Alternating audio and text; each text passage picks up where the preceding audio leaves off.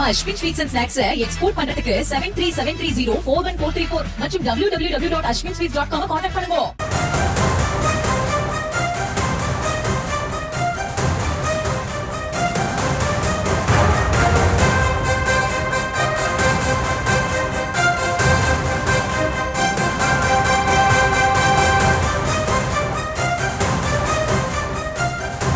விழுப்புரத்தில் பட்டப்பகலில் 3 கோடி ரூபாய் மதிப்பிலான தங்க நகைகள் வழிப்பறி செய்யப்பட்டுள்ளது தொடர்பான அண்மை செய்தியை பார்த்து வருகிறோம். கூடுதல் விவரங்களோடு இணைகிறார் நமது செய்தியாளர் தாமோதரன். வணக்கம் தாமோதரன், விவரம். வணக்கம் பிரியங்கா. விழுப்புரம் விராட்டிக்குப்பம் பகுதியை சேர்ந்தவர் ராஜமாணிக்கம்.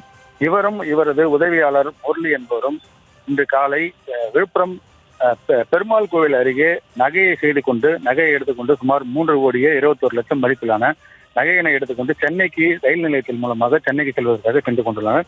இவர் பாத்தீங்கன்னா ராஜமாணிக்கம் நகை தொழிலை செய்யும் தொழிலாளி. இவர் மொத்தமாக கிலோ கணக்கில் நகையை வாங்கி அவர் சில்லறையாக மூக்குத்தி, தோடு உள்ளிட்டவைகளாக செய்து இவர் மூலமாக சென்னைக்கு விற்பனை செய்வது வழக்கம். இந்நிலையில் அவர் 2 கிலோ தங்கத்தினை எடுத்து நகையாக செய்து அவர் அந்த நகையினை விற்பனைக்காக சென்னை நோக்கி எடுத்துக்கொண்டு செல்வதற்காக சென்றபோது இன்று காலை அவரை இருசக்கர வாகனத்தில் சென்றுள்ளார். அவரும் ராஜமாணிக்கமும் அவரது உதவியாளர் முரளி என்பவரும் இருசக்கர வாகனத்தில் சென்று கொண்டிருந்த போது விழுப்புரம் பெருமாள் கோயில் தேர்வு அருகே சென்று கொண்டிருந்த போது அவர்களை வழிமறித்த 2 சக்கர வாகனத்தில் 2 சக்கர வாகனத்தில் 5 நபர்கள் வந்துள்ளனர். அவர்களிடம் பட்டாக்கட்டி வைத்துக் கொண்டு அவரை தாக்கிவிட்டு அவரது கையில் வைத்திருந்த லேப்டாப் பேக்கில் வைத்திருந்த சுமார் 3 கோடியே 21 லட்சம் மதிப்பிலான நகையினை பறித்துக் கொண்டு தப்பி ஓடியுள்ளனர்.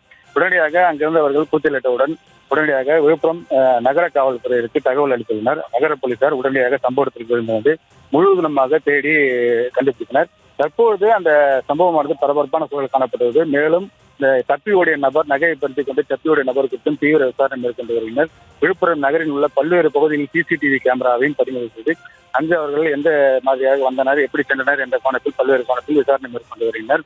மேலும் விழுப்புரம் நகரில் உள்ள பல்வேறு பகுதிகள், விழுப்புரம் பேருந்து நிலையம், ரயில் நிலையம் உள்ளிட்ட பல்வேறு பகுதிகளில் அங்கு அடையாளங்களை சொல்லி அவர்கள் யாராலும் வந்தார்களா என்ற கோணத்திலும் தீவிரமாக பயணிகளின் வாகனங்கள் உள்ளிட்ட பொருட்கள் உடைமைகளை தீவிரமாக தேடி வருகின்றனர்.